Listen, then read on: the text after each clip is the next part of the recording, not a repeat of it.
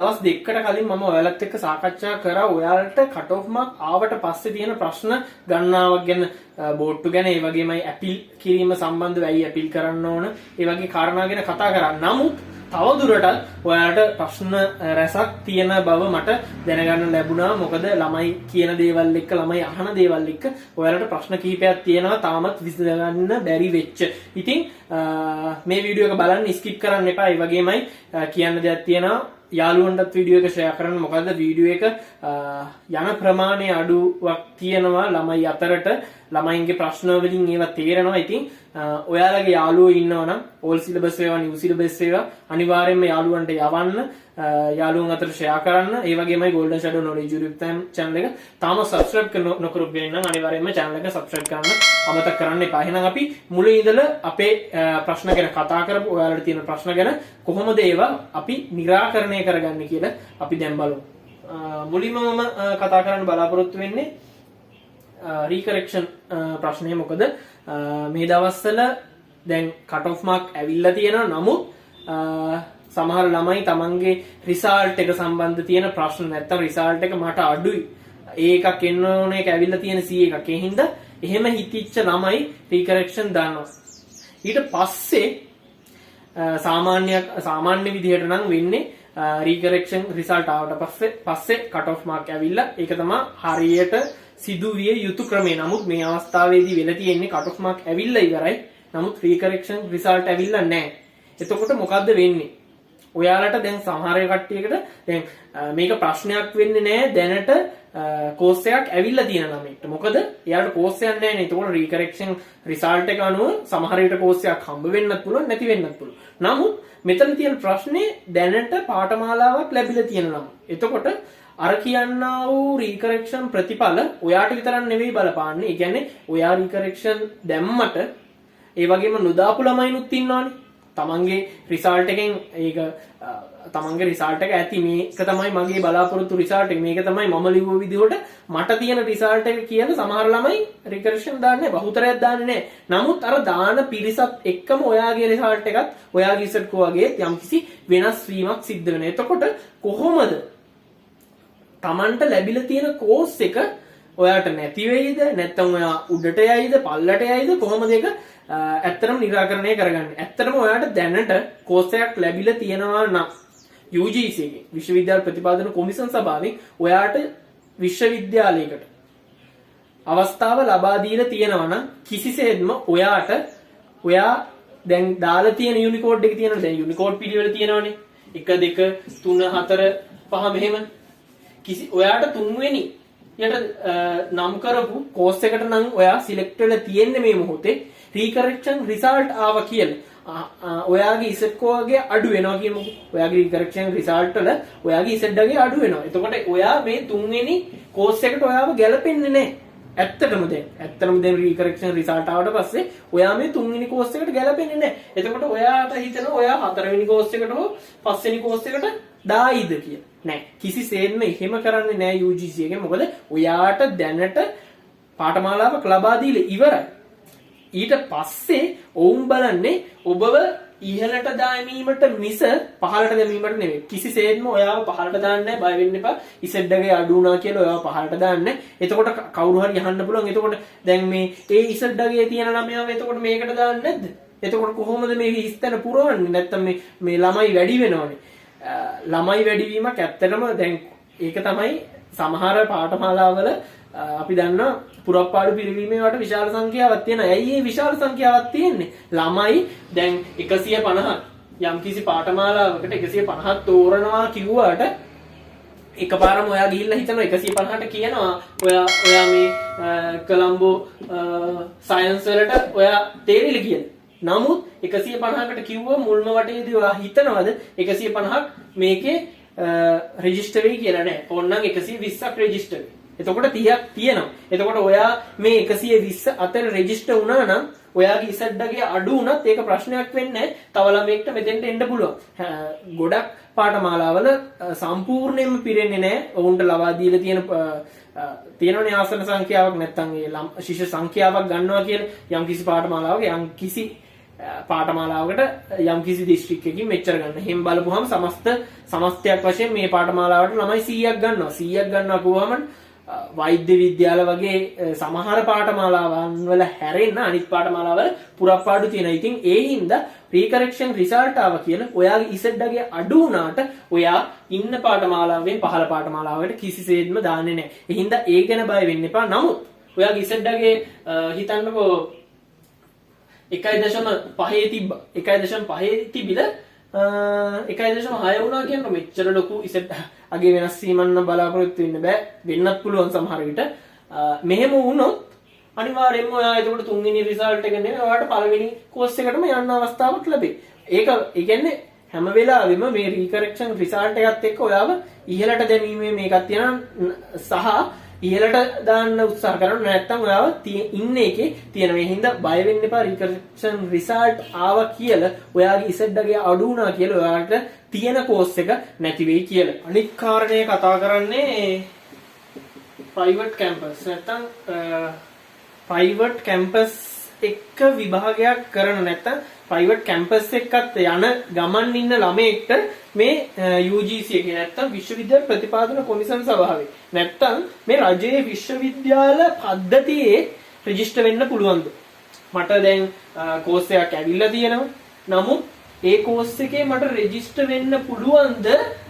මම දැන් private campus එක යනවා දැන් මම ප්‍රයිවට් කැම්පස් එකේ යන ගමන් ඉන්නේ මට ෂුවර් එකක් තිබෙන්නේ මේ කියන රජයේ විශ්වවිද්‍යාලයකට හම්බ වෙයි කියලා ගොඩක් ඔක තියෙනවා ඕල් සිලබස් ළමයින්ට. මොකද තමන්ගේ තිබ්බ රිසල්ට් එක අනුව ඔවුන් හිතුවේ නෑ මට මේ වගේ කෝස් එකක් හම්බ වෙයි.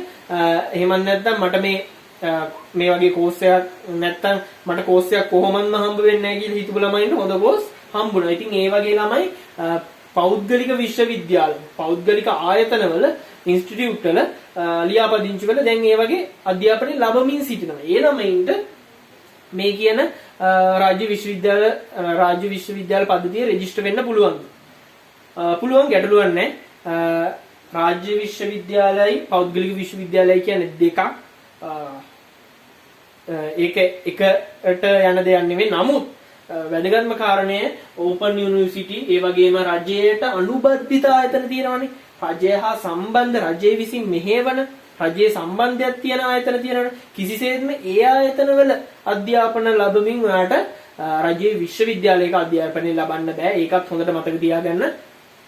අධ්‍යාපනය ලබන්න පුළුවන් පෞද්ගලික විශ්වවිද්‍යාලය කියන්නේ කොහෙත්ම රජයට සම්බන්ධ නැති මේවට නීති තියෙන විශ්වවිද්‍යාලයට සම්බන්ධ නීති තියෙන විශ්වවිද්‍යාලයට අතුලත් වෙන්න පුළුවන් ළමයි කවුද එහෙම නීති පද්ධතියක් තියෙනවා. ඉතින් ඒ නීති පද්ධතියින්ට අනුව ඔයාට කිසිසේත්ම බෑ රජයට අනුබද්ධිත ආයතනයක රෙජිස්ටර් වෙලා මේ කියන විශ්වවිද්‍යාල පද්ධතියේ රෙජිස්ටර් වෙන්න. ඉතින් ඒ ගැනත් සැලකිලිමත් වෙන්න.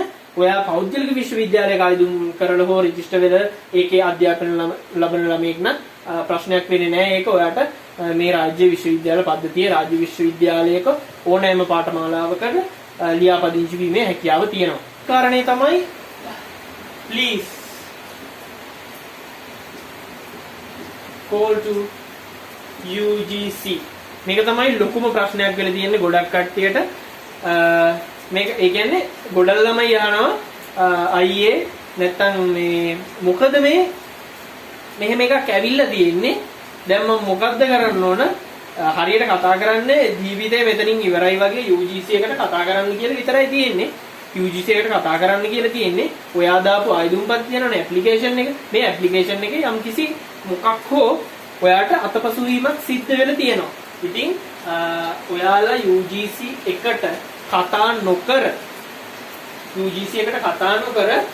හිටියොත් වෙන්නේ ඔයාට කිසිසේත්ම පාඨමාලාවක් හම්බ වෙන්නේ නැහැ. සමහර විට ඔයාට මේක පාඨමාලාවක් හම්බ වෙලා ඔයාගේ ඇප්ලිකේෂන් එකේ යම්කිසි අඩුපාඩුවක් ඇති. මොකක් හරි පොඩි අඩුපාඩුවක් එක්ක අස්සනට යම්කිසි පරස්පරතාවයක් එක්ක ඔයාගේ නමේ වෙනසට දාපු ඔයාගේ දියුණුම් ප්‍රකාශයේ යම්කිසි අඩුපාඩුවක්. ඒ වගේම සමහර ළමයි ග්‍රාම නිලධාරීවරයාගේ අත්සන්, ඒ වගේම සාම මිනිසුරුවරුන්ගේ අත්සන් සහ උන්ට පුරවන්න තියෙන කොටස් තියෙනවා. ඒ කොටස් වල අඩුපාඩුකම් තියෙන්න පුළුවන්. ඔයා කොච්චර හිතුවත් මගේ මේකේ අඩුපාඩුවක් නැහැ. මේ UGC එකෙන් මේ වැරදියට තමයි මේ මට කියලා තියෙන්නේ. මේක වෙන්න බෑනේ. මං හරියටම මේක මේවා කරන්නේ ඇප්ලයි කරන්නේ සමහර විට මේ ඔයා ඇප්ලයි කරද්දී තැපෑලින් යවුවා එක ඇප්ලිකේෂන් එකෙන් printed එක යවුවා තැපෑලින් අනිත් එක යවුවා ඔයා ඔන්ලයින් මාර්ගයෙන් මේ ඔන්ලයින් මාර්ගයෙන් යවපු එකක් හෝ තැපෑල් මගින් යවපු එකක හෝ යම් කිසි දෙයක් විශ්වවිද්‍යාල ප්‍රතිපාදක කොමිසම සභාවට හම්බ නොවෙන්න ඉඩ තියෙනවනේ. හම්බ නොවෙන්න ඉඩ තියෙනවා. ඔන්ලයින් මාර්ගයට වඩා තැපැල් මාර්ගයෙන් මේ කොරෝනා කාලේ ඔයාලා මේවා කරේ. එතකොට යම්කිසි දෝෂයක් නිසා මේවා UGC එකට නොගිහින් තියෙන්න පුළුවන්. ඉතින් මේවා තමයි මේකට හේතු. ඉතින් කරන්න තියෙන හොඳම දේ නෙවෙයි, කරන්න තියෙන එකම දේ UGC එකට කෝල් කරන්න තියෙනවා නම් අනිවාර්යයෙන්ම කතා කරන්න. මොකද ඔයාට දැනටමත් සමහර විට කෝස් එකක් හම්බ වෙලා තියෙන්නේ. ඒ කෝස් එකට ඔයාව දාන්න ඔයාගේ යම්කිසි අඩුපාඩුකම් ටිකක් තියෙනවා. ඒක හදා ගන්න ඕන. ඒක හදලා අනිවාර්යෙන් ඔයාට දැනුම් දෙයි.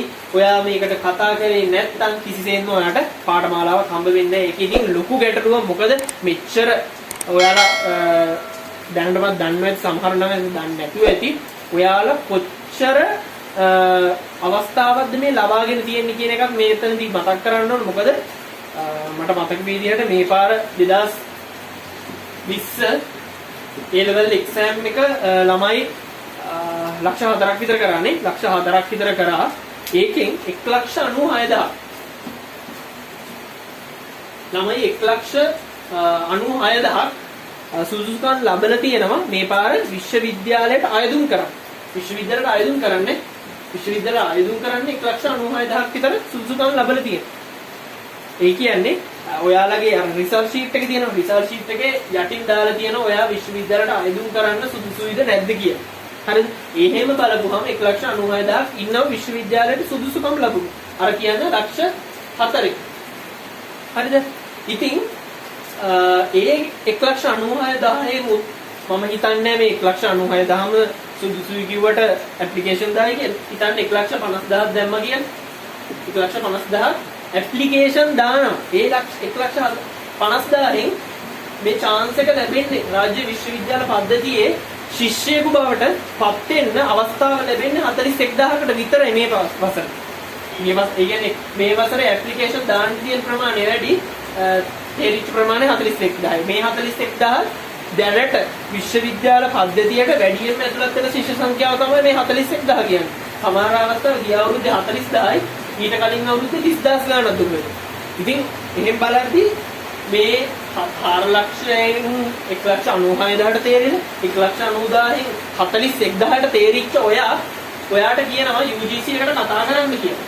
එතකොට ඔයා UGC එකට කතා කරන්නේ නැතුව ලැජ්ජාව හරි මොකක් හරි නිසා කතා කරන්නේ UGC එකට. එතකොට ඔයා හිතන්න ඔයාට ලැබිලා තියෙන මොන අවස්ථාවද ඔයා නැති කරගන්නේ කියලා. රාජ්‍ය විශ්වවිද්‍යාලයක කෝස් එක මොකක් වුණා? ඔයාට ලැබිලා තියෙන ඉසෙඩ්ඩාගේ බිඳුවේ ගානක් තියෙන කෝස් එකක් වුණා. ඒ කෝස් එකට යන්න ඔයාට කොච්චර මහන්සියක් දරන්න වෙලා තියෙනවද කියලා මේ ගණිතමය ආකාරයෙන් උත්තරට තේරෙනවා. 4,00,000ක් විභාගෙට ලිව්වා. 4,00,000ක් එන්නේ සාමාන්‍ය පෙළෙන් තේරිලා. ඒ 4,00,000 ලිව්වට පස්සේ ඒකෙන් 1,96,000යි විභාගේ සුසුකම් ලබන්නේ විශ්වවිද්‍යාලයට ආයුධ කරන්නේ. ඒ 1,96,000න් 41,000 විශ්වවිද්‍යාලයට ගන්නෙ. එහෙම ආරමුත් ඔයාට UGC එකට කතා කරන්න කිව්වහම ඔයා කතා කරන්නේ නැත්නම් ඉතින් වැඩක් නැහැ. මෙහෙම අවස්ථාවල් ලැබිලත් ඔයා එකෙන් ප්‍රයෝජනයක් ගන්න නැහැ කියන්නේ ඉතින් වැඩක් නැහැ. අනිවාර්යෙන්ම UGC එකට කතා කරන්න UGC එකට කතා කරන්න කියලා තියෙනවනම් ඒක තමයි ඒ ගැන කියන්න තියෙන්නේ. ඊට පස්සේ අපි කතා කරන්නේ old syllabus new syllabus ප්‍රශ්නය. ගොඩක් ළමයි හිතපු පාඨමාලාව ලැබිලා නැහැ. මේ ප්‍රශ්නේ ගොඩාක්ම තියෙන්නේ මම හිතන්නේ old syllabus ළමයින්ට ප්‍රශ්නයක් ඇති කියලා තමන් හිතමු නැති පාඨමාලාව ලැබිලා දුක් වෙලා ඉන්න එකක් මට දැනට ලැබිලා නැහැ. දැනට දැනගන්න ලැබුණේ නැහැ. නමුත් new syllabus ළමයින්ට නම් මේ ප්‍රශ්නේ ගොඩක් තියෙනවා. ගිය අවුරුද්දෙත් තිබ්බා. ගිය අවුරුද්දට වඩා 10 ගුණයක විතර මේකක් තියෙනවා මේ අවුරුද්දේ. මොකද මේ අවුරුද්දේ old syllabus ලිව්ව ළමයි ප්‍රමාණය අඩුයි. new syllabus ලිව්ව ළමයි සංඛ්‍යාව ගොඩක් වැඩි වුණා. මේ පාර ඕල් සිලබස් ළමයි වැඩි. මේ අවුරුද්ද නිව් සිලබස් ළමයි ගොඩක් වැඩි. හරිද? මේක ඇත්තට මොකක්ද උනේ? ඔයාලා දන්නවා කලින් අවුරුදු වලට කරපු නැති දෙයක් UGC එකෙන් මේ අවුරුද්දේ කරා. මොකද්ද කරේ? percentage එක මුලින්ම රිලීස් කරා යාලා. එයාලා දැනගත්තා මේක මේ විදිහට කට් ඔෆ් මාක් රිලීස් කරපුවාම ඔයාලට අනිවාර්යයෙන්ම ප්‍රශ්නයක් එනවා. ඔයාලා මේ සම්බන්ධව ක්‍රියාමාර්ග ගන්නවා. ඊට කලින් ඔව් ගැලවෙන්න ක්‍රමයක් හොයාගත්ත percentage එක අර හංගල තියාගෙන හිටපු ඉස්සර හංගල තියාගෙන හිටපු percentage එක එළියට දැම්මා. එළියට දැම්මට පස්සේ නිව් සිලබස් ළමයි ගොඩක් සතුටු වුණා. මොකද සමහර පාඨමාලාවල දැන් උදාහරණයක් හරියටම නෙමෙයි යම්කිසි වෛද්‍ය විද්‍යාලයක් කියන්නකො යම්කිසි දිස්ත්‍රික්කයක කැන්ඩි කියමුකෝ කැන්ඩි වලින් 90%ක් නිව් සිලබස් ළමයින්ව ගන්නවා කියන්නේ 10%යි ගන්නෙ පරණ නැත්නම් පැරණි නිර්දේශයේ ඕල් සිලබස් එකෙන් ගන්න 10%යි. එතකොට හිතුවා 90%ක් ගන්නවට සිරි නියමයි 90%ක්ම අපි ගන්නවා 10%යි ඕල් සිලබස් ළමයි ගන්න කියලා. හරි. ඒ විදිහටම තමයි කරේ. නමුත් මෙතෙන් එතකොට අර C රිසල්ට් තියෙන අඩු රිසල්ට් ගොඩක් අඩු රිසල්ට් නිව් සිලබස් ළමයින්ට සාපේක්ෂව ගොඩක් අඩු රිසල්ට් එකක් තියෙන ඕල් සිලබස් ළමයි එනන් ගත්තේ මොකද මේක බලපුවම ගොඩක් ළමයි අරන් වගේනේ ඕල් සිලබස් එකෙන් අර කිව්ව 10% නෙවෙයි නැහැ 10% තමයි අරන් තියෙන්නේ හැබැයි තියෙන ප්‍රශ්නේ මොකක්ද මේ ඕල් සිලබස් ලියුම ළමයි සංඛ්‍යාවත් අඩුයි ඒ ළමයින්ගේ මධ්‍යන්නේ ලකුණු ලබා ගැනීමේ මධ්‍යන්නයත් ඉතාමත් අඩුයි. ඒ කියන්නේ රිසල්ට් අඩුයිනේ. එතකොට අර ලොකු රිසල්ට් එකක් ගන්න ප්‍රමාණය අඩුයි. අර ලොකු මාක් එක නැත්නම් ලොකු ලකුණු සංඛ්‍යාවක් දාලා අර සුපීරියර්ම පාස් වෙන ප්‍රමාණය අඩුයි. මොකද ළමයි සංඛ්‍යාවත් අඩුයි. එතකොට එහෙම ළමයි අඩු වුණාට පස්සේ මොකක්ද වෙන්නේ? මධ්‍යන්නේ අඩු වුණාම එයාලගේ ඉසඩ්ඩගේ අඩු වෙනවා. ඉසඩ්ඩගේ අඩු වෙනවා. එතකොට එයාලව ගන්න මෙච්චර 10%යි කිව්වට එයාලගේ ඉසඩ්ඩගේත් අඩුයි. යන්න ඉන්නේ මෙච්චරයිනේ. ළමයි 100කින් 10ක් නම් ඒ 10 දෙනා දැන් මේකට ගන්නම එපයි. ගන්නම ඕන.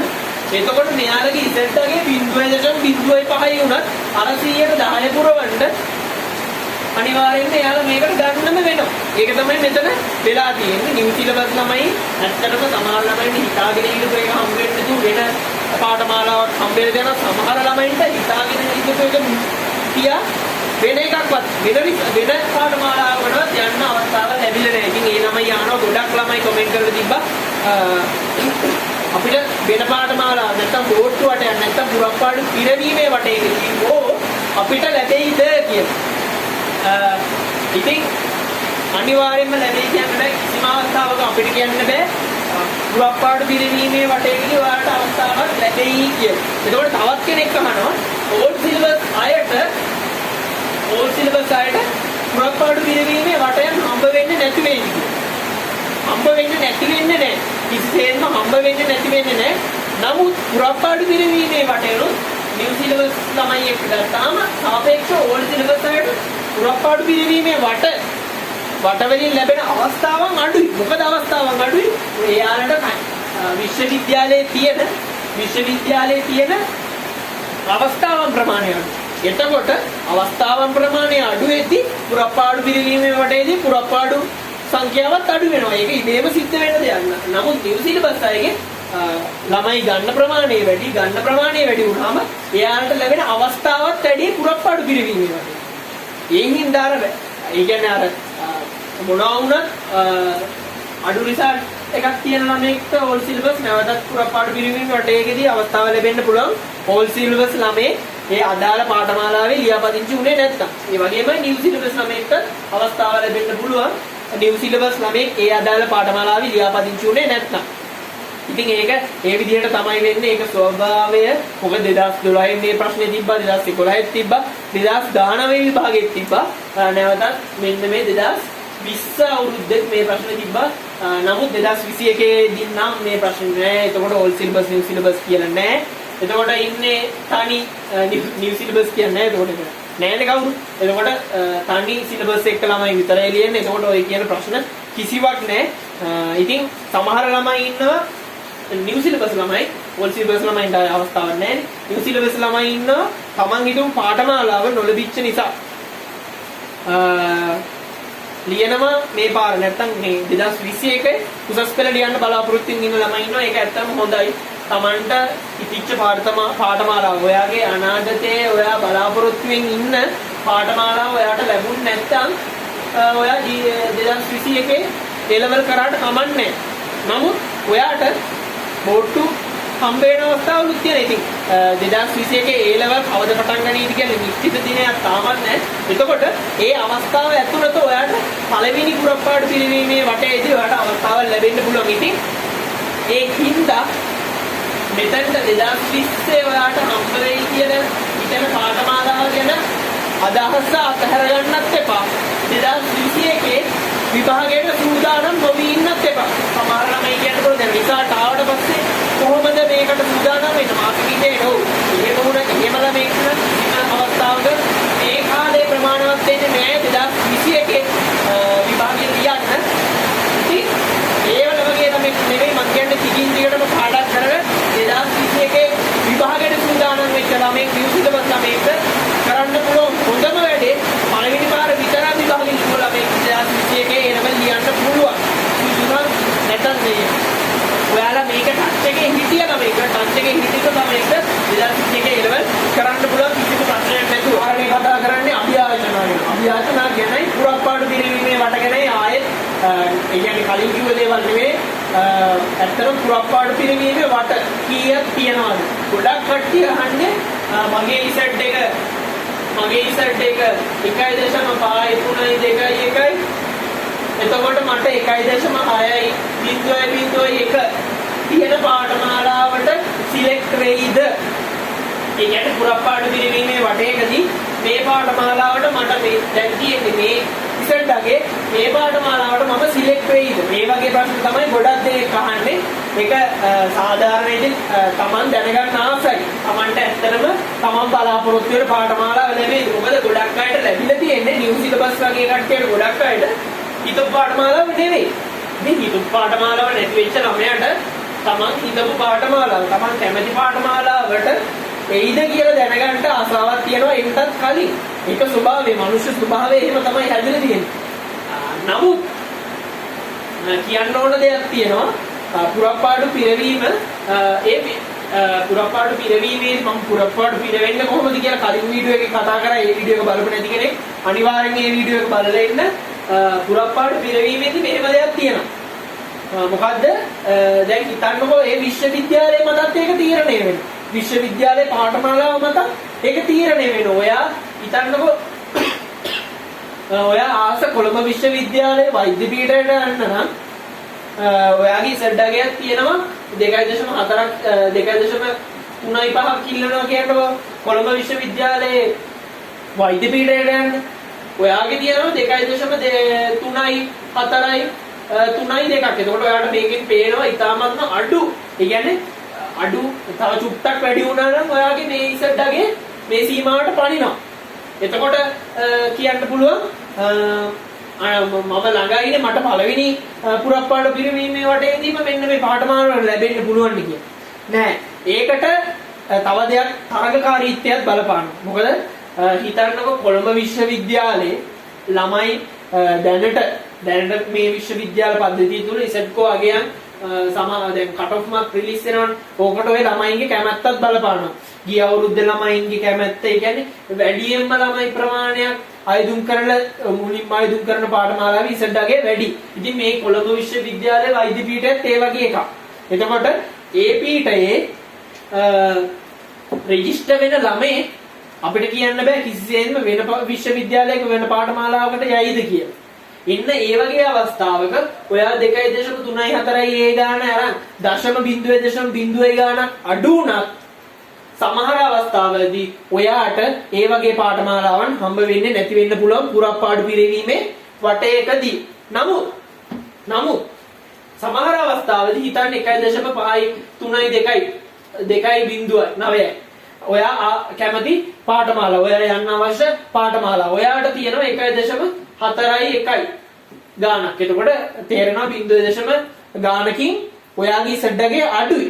නමුත් ඒ පාඨමාලාවට තියෙන තරඟකාරීත්වය අඩුයි. ඒ පාඨමාලාවට ළමයි 100ක් ගන්නවා වුණාට මුල් අවස්ථාවේදී ළමයි 100කට කිව්වට ළමයි 40යි මුල් අවස්ථාවේදී ඒක රෙජිස්ටර් වෙලා තියෙන්නේ. ඉතින් මේ වගේ ගොඩක් අඩු ඉසඩ්ඩගයක් තියෙනවා. ඔයාට එතකොට ඔන්න පළවෙනි පුරප්පාඩුවට නෙමෙයි, දෙවෙනි පුරප්පාඩුවට නෙමෙයි, තුන්වෙනි පුරප්පාඩු පිරවීමේ වටේදී හරි ඔයා කැමති ඔන්න ඔය කියන පාඨමාලාවට යන්න අවස්ථාව තියෙනවා. ඒ හින්දා ඔයාගේ ඉසඩ්ඩගේ 0.000 ගානකින් 0.001කින් අඩු වුණත් ඔයාගේ ඉසඩ්ඩගේ 0.1 ගානකින් අඩු වුණත් අපිට කියන්න බෑ ඔයාට අනිවාර්යයෙන්ම මේ අදාළ පාඨමාලාවට එයිද කියලා. මොකද ඒකට පාඨමාලාවේ තරඟකාරීත්වය ඇත්තටම බලපානවා. ඒ වගේ මේ පාඨමාලාවේ කලින් ඇත්තටම හම්බෙච්ච ළමයින්ට ඔවුන් රෙජිස්ටර් වුණාද නැද්ද මත ඒක බලපානවා. ඒක ඉතින් බලපාන්නේ අර තරඟකාරීත්වය මතම තමයි. ඉතින් ඒ නිසා ඔයාලා දන්න ඕන ඔයාගේ පාඨමාලාවට තියෙන ළමුන් අතරේ තියෙන තරඟකාරීත්වය. ඒ වගේම ළමුන් කීයක් ඒ පාඨමාලාවට ගන්නවද? ළමයි විශාල සංඛ්‍යාවක් ගන්න පාඨමාලාවක් ගොඩක් දුරට පුරප්පාඩු තියෙන්න පුළුවන්. එතකොට ඔයාලට ඒකෙන් අනුමාන කරගන්න පුළුවන්. නමුත් මේ ඉස්සට අගයෙන් මේ 0.0 අගයෙන් ඇත්තටම අපිට හිතන්න බෑ. නමුත් සමහර පාඨමාලා කියන්න පුළුවන් ඒ පාඨමාලා ළමයි යන්නේ තියෙන මේ වගේ එකක් තිබුත් අනිවාර්යයෙන්ම මේ පාඨමාලාවට එන්න කිය. සමහර පාඨමාලා තියෙනවා කියන්නේ. නමුත් සමහර පාඨමාලාවල මේකක් තියෙනවා යම්කිසි සැකයක් තියෙන ඇත්තටම කියන්න බෑ එයිද නැද්ද ඔයාට පළවෙනි වටේන් එයිද නැත්නම් දෙවෙනි වටේන් එයිද ඒ වගේමයි සමහර ළමයි තවත් ළමයි අහනවා පුරප්පාඩු පිරවීමේ වට කීයක් එනවද පුරප්පාඩු පිරවීම අපි දැනගන්නේ කොහොමද පුරප්පාඩු පිරවීමේ වට සාමාන්‍ය අපි හැමදේම හිතන්න ඕන ගිය අවුරුද්දේ මෙච්චර 6ක් තිබ්බ ගිය අවුරුද්දේ 5ක් තිබ්බ ගිය අවුරුද්දේ 8ක් තිබ්බ ඊට කලින් අවුරුද්දේ මෙහෙම තිබ්බ මේ අවුරුද්දක මෙහෙම වෙලා තියෙනවා ඒ හින්දා මේ අවුරුද්දෙන් මෙහෙම වෙයි කියලා හිතන එක නෙමෙයි අපි අවමය තමයි හැම වෙලාවෙම හිතන්න ඕන අඩුම තරමේ පුරප්පාඩු පිරවීමේ වට මෙච්චර ගාණක් එයි එතකොට ඔයාලට හිතා දාගන්න පුළුවන් මට පළවෙනි අවස්ථාවේ නෑ දෙවෙනි අවස්ථාවේ නෑ තුන්වෙනි අවස්ථාවේ නෑ හතරවෙනි අවස්ථාවේ තියෙන්න පුළුවන්. එහෙම එතකොට හතරවෙනි අවස්ථාවක් එනකම් ඔයාලට හිතා දාගන්න පුළුවන්. මම කියන්නේ අවම වශයෙන් හතර අවස්ථාවක් හෝ පුරප්පාඩු පිරවීමේ වට එනවා. ඒ හින්දා ඔයාලට අවස්ථා හතරක් වෙනකම් හෝ ඔයාලට මේක බලාපොරොත්තුෙන් ඉන්න පුළුවන්. බලාපොරොත්තුෙන් කියන්නේ මේක දිහා කට අරගෙන බලාගෙන ඉන්න කියන එක නෙවෙයි. විශ්වවිද්‍යාලයක් ඔයාලට ලැබෙයි. හෝ විශ්වවිද්‍යාලයේ ඔයා කැමති පාඨමාලාව ලැබෙයි කියලා ඔයාලට මේක දිහා බලාගෙන ඉන්න නෙවෙයි කියන්නේ. ඔයා ෆස්ට් ශෛලී වල ළමයින්ට සමහර විට ඔයාලට 2021 විභාගයට සූදානම් වෙන්න පුළුවන්. ඔය පුරප්පාඩු පිරවීමේ වටවලින් එනකම්. ඒ හින්දා මේක දැනගෙන ඉන්න පුරප්පාඩු පිරවීමේ වට අඩුපතරනේ 4ක් එයි. එතකොට පුරප්පාඩු පිරවීමේ වට කවද්ද එන්නේ? මේ මුල් මේක කවද්ද එන්නේ? ඒ වගේම රීකරෙක්ෂන් රිසල්ට් කවද්ද එන්නේ? රීකරෙක්ෂන් රිසල්ට් නම් පුරප්පාඩු පිරවීමේ වට වලට කලින් එයි. ඒ වගේමයි පුරප්පාඩු පිරවීමේ වට මාස උපරිම මාස දෙකක් තුනක් ඇතුළත එයි මං හිතන්නේ. ඒකත් හරියට කියන්න බෑ නිශ්චිත තොරතුරක් නෑ තාමත් නිශ්චිත වශයෙන් කියන්න බෑ කවදා එයිද කියලා. ඉතින් මාස දෙකක් තුනක් නමුත් රීකරෙක්ෂන් ඊට කලින් එයි. ඒ වගේම ඇපීල් කිරීම. ඇපීල් කරන්න ඕන කවුද කියලා මම කිව්වනේ. ඇපීල් කරන්න ඕන ඔයා දැන් යුනිකෝඩ් පිළිවෙලක් දානවනේ 1 2 3 4 50 60 70 ළමයි 90ක් එහෙම දාපු ළමයි ඉන්න. එතකොට ඔය 90 අතරේ තමන් කැමති ඔය 90 අතරේ ඔයාට දාන්න බැරි වෙනවා ඔයා කැමතිම පාඨමාලාව. ඔය කැමතිම පාඨමාලාව දාන්න බැරි වුණාට පස්සේ ඔයාට අවස්ථාවක් තියෙනවා. මේක ඇත්තටම දැන් කියන අමතක වෙච්ච දෙයක්. මේ අවස්ථාව විතරයි ඔයාට තියෙන හරියස්සන් හරිද? ඊට පස්සේ ඔයාට අවස්ථාවක් හම්බ වෙන්නේ නැහැ යුනිකෝඩ් පිළිවෙල වෙනස් කරන්න. මේ අවස්ථාවේදී ඔයාලට පුළුවන් යුනිකෝඩ් පිළිවෙල වෙනස් කරන්න ඔයාගේ කැමති ඒවා මේ වෙනස් කරගන්න. දැන් හිතන්නකෝ ඔයාට 1 2 3 4 5 6 7 ඔයාට හතරවෙනි පාඨමාලාව ලැබෙනවා. හරිද? හතරවෙනි පාඨමාලාව ලැබුණට පස්සේ උඩින් තියෙනවනේ පාඨමාලා 3. විශ්වවිද්‍යාල ප්‍රතිපාදන කොමිසම සභාව බලන්න උඩින් ඉඳලා. දැන් හතරවෙනි එක ලැබිලා තියෙනවා. උඩින් ඉඳලා බලනවා ඔයාට එකට දෙන්න පුළුවන්ද? බෑ. දෙකට දෙන්න පුළුවන්ද දෙවෙනි මේ පුරප්පාඩු පිරවීම වටේ බෑ තුනට දෙන්න පුළුවන්ද පුළුවන් ඊට පස්සේ පුරප්පාඩු පිරවීමේ වටේදී මෙන්න මේකට chance එක දෙනවා ඒකනේ ඉතින් හිතන්නකෝ ඔයා දැන් හතරවෙනි පාඨමාලාවට ඔයා කැමති පිළිවෙලේ හතරවෙනි පාඨමාලාවට ලැබුණාට පස්සේ ඔයා මේ හතරවෙනි පාඨමාලාවට කැමති.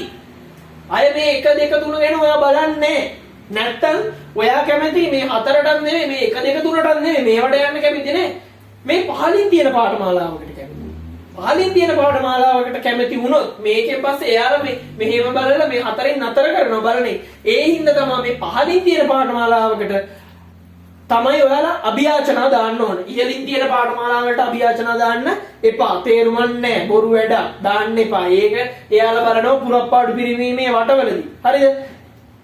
ඒ හින්දා මේ ඔයාට ලැබිච්ච පාඨමාලාවට යටින් තියෙන පාඨමාලාවකට ඔයාට අභියාචනා දාන්න පුළුවන්. ඒ වගේමයි ඔයාට දාන්න බැරි වෙච්ච පාඨමාලා. මේ යුනිකෝඩ් පිළිවෙලේ ඔයා 90ක් නෙවෙයි 100ක් නෙවෙයි 125 දුරට දාන්න පුළුවන්. ඔය 125 අතරටම දාපු නැති පාඨමාලාවක් තියෙනවා. අන්න ඒ පාඨමාලාවට ඔයාට අභියාචනා කරන්න පුළුවන්. ඔයාට ඒ අදාළ ඉසෙට් කෝ වගේක් තියෙනවා. මට මේ පාඨමාලාව ලබා දෙන්න මගේ මේ ඉසෙට් අගේ තියෙනවා කියලා ඔයාට ඒ පාඨමාලාවට අයිතුම් කරන්න අවස්ථාවක් තියෙනවා. ඒ වගේමයි සමහර කට්ටිය අහනවා මේ අභියාචනා ඉදිරිපත් කරාට පස්සේ නැත්නම් අපීල් කරාට පස්සේ ඔයාට මේ බෝට්ටු වෙන එක නතර වෙනවද? බෝට්ටු වෙන එක නතර වෙනවද අහනවා. බෝට්ටු වෙන එක නතර වෙන්නේ නැහැ.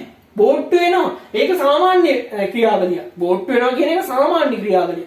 මේ අභියාචනා කිරීම ඔයාලා කරන්නේ. ඒක වෙනම අභියාචනා කමිටුවකින් ඒක ඒ කාරණේ කරනවා. නමුත් බෝට්ටු ඒක ඔයාලා සලකා බලනවා පුරප්පාඩු තියෙන විදිහ අනුව ඔයාට දෙන්න පුළුවන් උපරිම හොඳ එක මොකද්ද කියන අනුව ඒක එයාලා කරනවා. ඒ නිසා අභියාචනයි මේ බෝට්ටු එවන එකයි නැත්නම් පුරප්පාඩු පිරවීම වට ඒවා එකිනෙක මෙව වෙන්නේ නැහැ. බෝට්ටු ඒක ඒ විදිහට එනවා. අභියාචනා කමිටුවෙන් දෙන නිර්දේශ අනුව අභියාචනා වලට අනුව ඔයාට පාඨමාලාවක් ලැබෙන්න ඕන. ඒ පාඨමාලාව ලැබෙනවා. ඒක තමයි අනිත් කාරණේ. ඊට පස්සේ සමහර ළමයි ගොඩක් ළමයින්ට තියෙන කාරණයක් තමයි සමම් බලාපොරොත්තු වෙච්ච පාඨමාලාව ගිහිල්ලා බලපුවාම ඔයාගේ දිස්ත්‍රික්කයට සූනෝ මොකද මේ සූනෝ සුදුසුකම් නොලබන මේකට ප්‍රධානම හේතුවකුත් තියෙනවා. ගොඩක් සමහර පාඨමාලාවල දුෂ්කර පළාත්වල ළමයි කියන්නකො බදුල්ල හම්බන්තොට ඒ වගේ දුෂ්කරයයි මේ අධ්‍යාපන ක්‍රමයේ මත දුෂ්කරයයි කිව්ව තියනවනේ දුෂ්කර කියලා මේවා කරලා ඉසෙට් කෝ වගේ අඩුවෙන් බලන පළාත්. ඉතින් ඒ වගේ පළාතක නැවතත් මම කියන්නම් කොළඹ මෙඩිසින්. කොළඹ මෙඩිසින් එක සමහර විට එයාලට දාලා තියෙනවා සුදුසුකම් නොලබයි කියලා. මේකට ඇයි මෙහෙම කියන්නේ? ඇයි අපිව ගන්න නැද්ද? මේක ඇත්තම හේතුව ඉසෙට් අගේ වැඩි ළමයි. තරගකාරීත්වයේ ගොඩක් තියෙන පැතිවලින් මේ පාඨමාලාවලට ඉක්මනට ගිහින් ළමයි ෆිල් වෙනවා. ඒ පාඨමාලාව සම්පූර්ණ වෙනවා. එතකොට ඔයාලට ඒ පාඨමාලාවට යන්න වෙන්නේ නැහැ. ඒක තමයි කිසිම අවස්ථාවක ඒ පාඨමාලාවට ඔයාලට යන්න වෙන්නේ නැහැ. මොකද අනිත් දිස්ත්‍රික්කවල ළමයින්ගෙන් ඒ පාඨමාලාව දැනටම පිරීලා තියෙන හින්දා. ඒක තමයි සුදුසුකම් නොලබයි සූනෝ කියන එකෙන් ඔයාලට කියන්න තියෙන්නේ. ඉතින් ඒ වගේ පාඨමාලාවලට වඩා ඒ කියන්නේ දුෂ්කර ළමයින්ට දරන්නේ සමහර කොළඹ දිස්ත්‍රික්කයේ ළමයින්ට මහනුවර කුරුණෑගල ගම්පහ වගේ දිස්ත්‍රික්කවල ළමයින්ටත් යන්න බැරි පාඨමාලා තියෙනවා. ඒ පාඨමාලාවලට සමහර දිස්ත්‍රික්කවලින් ළමයි එකතු වෙලා නැත්තම් තමන්ගේ දිස්ත්‍රික්කෙම ළමයින්ගෙන් ඒක ෆිල් වෙලා තියෙන්න පුළුවන්. ඉතින් ඒ වගේ කාරණා තියෙනවා.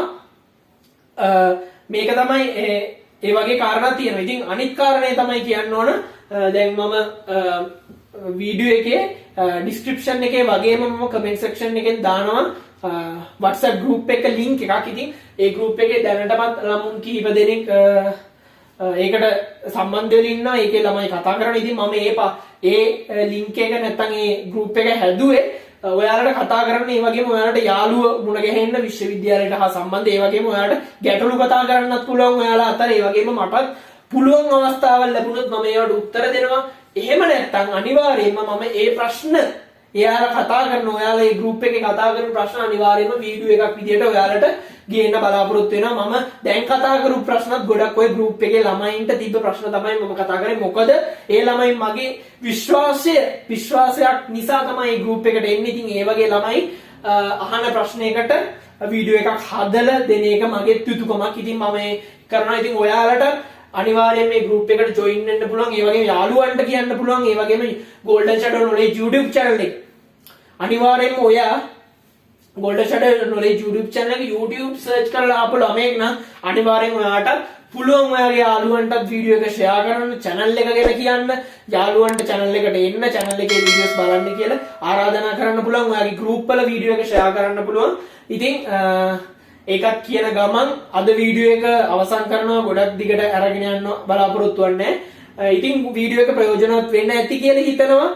ඒ වගේමයි ඉදිරියේදීත් ඔයාලට තියෙන ප්‍රශ්න, ඒ වගේම විශ්වවිද්‍යාල රෙජිස්ටර් වෙන අවස්ථාවේදී රෙජිස්ටර් වෙද්දී ඔයාලා සැලකිලිමත් විය යුතු කරුණු ඒව ගැනත් කතා කරනවා. ඒ වගේම රීකරෙක්ෂන් ආපුවම ඒ தත්ත්වය පිළිබඳ කතා කරනවා. ඒ වගේම ඉදිරියේදී ඔයාලට තියෙන ගැටලු සම්බන්ධව දිගින් දිගටම කතා කරන්න බලාපොරොත්තු වෙනවා. ඔයාලට අලුතෙන් ඇතිවෙන ගැටලු, ඒ වගේම ඔයාලට තවත් තියෙන ගැටලු සලකා බලන්න. ඉතින් වීඩියෝ එක දිගටම බලන්න ඇති කියලා විශ්වාස කරනවා. ඒ වගේම මම කලින් කිව්ව කාරණා හොඳට තේරුම් ගන්න, වීඩියෝ එක තේරුම් නැත්නම් ආයෙත් බලන්න. ඉතින් නැවතත් තවත් වැදගත් වීඩියෝ එකකින් Golden Shadow Knowledge YouTube channel එකේ අපි හම්බ වෙමු.